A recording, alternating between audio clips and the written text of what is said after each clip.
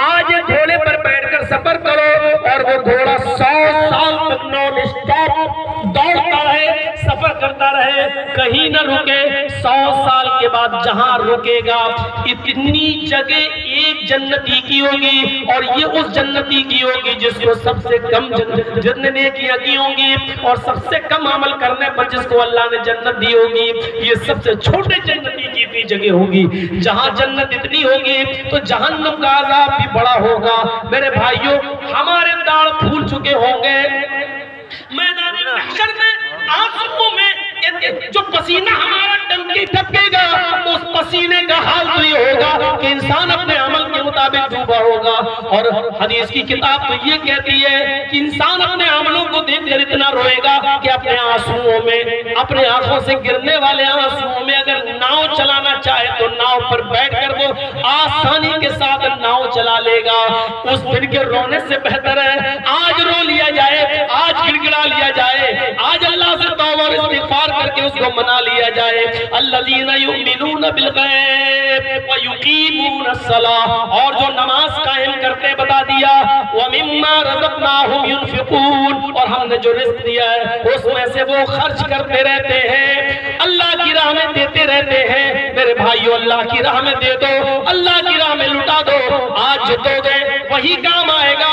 آپ کے پاس جو ہے وہ آپ کا نہیں ہے، اللہ کی قسم وہ آپ کا نہیں ہے، آج مرے کل اس کا کوئی دوسرا مالک ہو جائے گا۔ اور یہی بات تو ہشام ابن عبد الملک نے حضرت عبداللہ ابن عمر ابن سالم ابن عبداللہ ابن عمر سے کہی تھی۔ حضرت عمر فاروق کے پوتے حضرت سالم جب خانہ کعبہ کا طواف کر رہے تھے اور ان کے جوڑ لگے ہوئے تھے، پیبند لگا ہوا تھا، ان کے احرام میں پیبند لگا ہوا تھا، پیبند، تو حضرت ہشام ابن عبد الملک نے ان کی غریبی دیکھ کر کہا تمہارا نام کیا ہے؟ انہوں نے کہا سالم۔ تم کس کے بیٹے ہو؟ عبداللہ کے۔ کون عبداللہ؟ کہا عمر فاروق کے بیٹے عمر فاروق کے بیٹے عبداللہ، یعنی تم عمر کے پوتے ہو؟ کہا وہی عمر جو امیر المومنین رہ چکے ہیں۔ سالم نے کہا اچھا تم ان کے پوتے ہو جس نے 22 لاکھ مربع میل پر حکومت کی ہے؟ فرمایا ہاں۔ کہا تمہارے پاس طواف کرنے کے لیے ایک احرام بھی نہیں ہے اور جوڑ لگا ہوا ہے، آؤ میں تمہاری مدد کروں، بتاؤ تمہیں کس چیز کی ضرورت ہے، میں خلیفہ ہوں، میں تمہیں کچھ دینا چاہتا ہوں۔ سالم ابن عبداللہ ابن عمر جواب دیتے نہیں، مجھے اللہ کے گھر میں کسی غیر کے سامنے دامن پھیلانے میں شرم آتی ہے، مجھے اللہ کے گھر میں اللہ کے ہوتے ہوئے کسی غیر کے سامنے دامن پھیلانے میں شرم آتی ہے، مجھے تم سے کوئی ضرورت نہیں ہے۔ بس سالم ابن عبداللہ نے طواف کیا، 7 چکر لگائے خانہ کعبہ کے، اور پھر 2 رکعت مقام حتیم پر نفل نماز پڑھی، اور اس کے بعد دونوں ہاتھ اٹھا کر اپنے رب سے دعا کرنے لگے۔ ہشام ابن عبد الملک دیکھ رہا ہے کہ یہ کیا دعا کر رہے ہیں، لیکن معلوم نہیں ہے، بس دیکھ رہا ہے کہ دعا کر رہے ہیں، لیکن دعا کیا کر رہے ہیں یہ پتہ نہیں ہے، کیا دعا ہے یہ پتہ نہیں ہے، بس دیکھ رہا ہے کہ ہاتھ اٹھائے ہوئے اور اللہ سے مانگ رہے ہیں۔ پھر صفا مروہ کی سعی کی اور چل دیے۔ جیسی سالم ابن عبداللہ نکلے تو یہ باہر نکلا، خلیفہ ہشام ابن عبد الملک باہر نکلا اور ایک چوراہے پر پکڑ کر کہا اے سالم، الان خرجت من بیت اللہ فاسأل الان، اب تم مانگو، وہ اللہ کا گھر تھا، یہ اللہ کا گھر نہیں ہے، اب تو تم اللہ کے گھر سے نکل چکے، بازار میں آ گئے ہو، اللہ کے گھر میں اللہ کے ہوتے ہوئے دوسرے کے سامنے ہاتھ پھیلانے میں تمہیں شرم آتی تھی، لیکن یہ تو اللہ کا گھر نہیں ہے۔ سالم ابن عبداللہ نے کہا یہ تو میرے ہاتھ دھو کر نہیں، ہاتھ دھو کر پیچھے پڑا، ارے میں نہیں لینا چاہتا، نہیں تم ضرورت مند ہو، بتاؤ تم کیا دوں؟ کہتے تم کون سی ضرورت پوری کرو گے؟ ہشام نے کہا میں سمجھا نہیں، ام من حوائج الدنیا ام من حوائج الآخرہ، تم میری آخرت کی ضرورت پوری کرو گے یا دنیا کی؟ ہشام نے کہا دنیا کی، آخرت کی ضرورت کون کس کی پوری کر سکتا ہے؟ تو اللہ کے رسول نے اپنی بیٹی تک سے کہہ دیا فاطمہ عمل کر، اور بغیر عمل کے اس دنیا سے چلی گئی تو قیامت کے دن تیرا باپ بھی تجھے اللہ کے عذاب سے نہیں بچا سکتا، اس لیے میں آخرت کے دن تمہاری کوئی مدد نہیں کر سکتا، دنیا میں کیا چاہتے ہو تو بتاؤ، سونا چاندی کپڑا اناج غلہ جو چاہتے ہو ہم تمہیں دیں گے۔ سالم ابن عبداللہ ہنسنے لگے. اب سنیے جواب سنیے. میں جانتا ہوں ٹھنڈی رات ہے, میں یہ بھی جانتا ہوں کہ جب رات کے 1 بجے آپ ٹائم دیں گے تو کون بیٹھے گا. سنیے بس, میں بہت جلدی سمیٹ رہا ہوں لیکن اس واقعے کو آپ سن لیجئے میرے بھائیوں. سنتے سنتے یہ بھی سنیے, جب کہا کہ میں تمہیں سونا چاندی مانگو, دنیا, اناج, غلہ, کیا؟ تو سالم ابن عبداللہ نے جو جواب دیا وہ سنیے کیا تھا.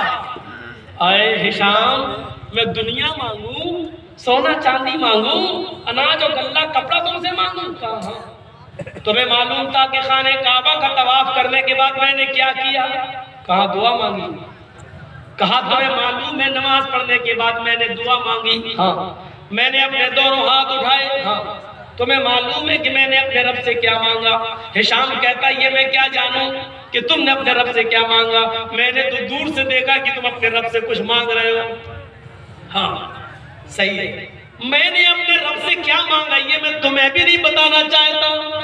سالم کیا جواب دیتے, میں نے اپنے رب سے کیا مانگا یہ میں تمہیں بھی نہیں بتانا چاہتا, لیکن تم بار بار مجھ سے کہتے ہو سونا چاندی, کپڑا لتا, اناج غلہ مانگو, دنیا مانگو. تو اتنا میں تمہیں بتا دینا چاہتا ہوں کہ جب میں اپنے ہاتھ اٹھا کر اپنے رب سے کچھ مانگ رہا تھا تو کیا مانگا یہ تو میں نہیں بتاؤں گا, لیکن اتنا سن لو, ما سألت الدنیا من یملکها فکیف اسألها من لا یملکها. دنیا تو میں نے اس سے بھی نہیں مانگی جو دنیا کا مالک ہے, سونا اور چاندی تو میں نے اس سے بھی نہیں مانگا جو دینے والا ہے, اناج غلہ کپڑا لتا تو میں نے اس سے بھی نہیں مانگا جو دینے والا ہے. من یملکها جو دنیا کا مالک ہے, فکیف اسألها من لا یملکها تو میں تجھ سے کیا مانگوں جو دنیا کا مالک ہی نہیں ہے. آج مرا اور یہ کل یہ چیزیں دوسرے کے ہاتھ میں آ جائیں گی. جب تو اس کا اختیار ہی نہیں رکھتا تو اس کا مالک ہی نہیں ہے تو تجھ سے کیا مانگوں؟ چاچا نہیں چاہیے. دنیا تو میں نے اس سے بھی نہیں مانگی, میں نے اس سے بھی آخرت مانگی ہے, میں نے اس سے بھی جنت مانگی ہے, میں نے اس سے بھی جنت کے اندر تھوڑی سی جگہ مانگی ہے, میں نے دنیا تو اس سے بھی نہیں مانگی جو دنیا کا مالک ہے. میرے بھائیوں, چاہے جتنی دولت ہو آپ کے پاس, آپ کی نہیں. جرجی صاحب نے سوچا تھا اچانک پیر کٹے گا, کتنا جائے گا, کیا ہوگا؟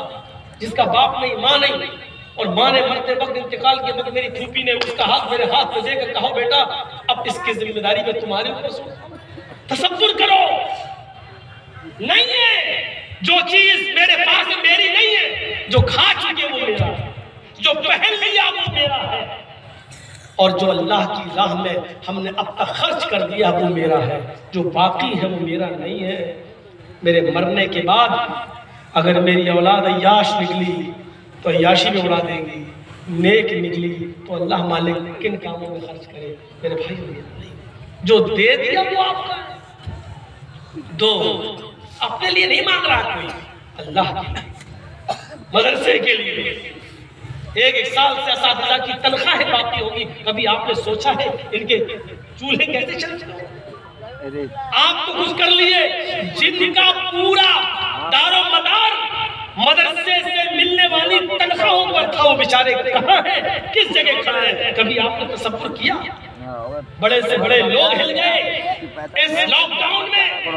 آپ نے کتنے لوگوں کی حمایت کی اور کتنے لوگوں کی آپ نے مدد کی؟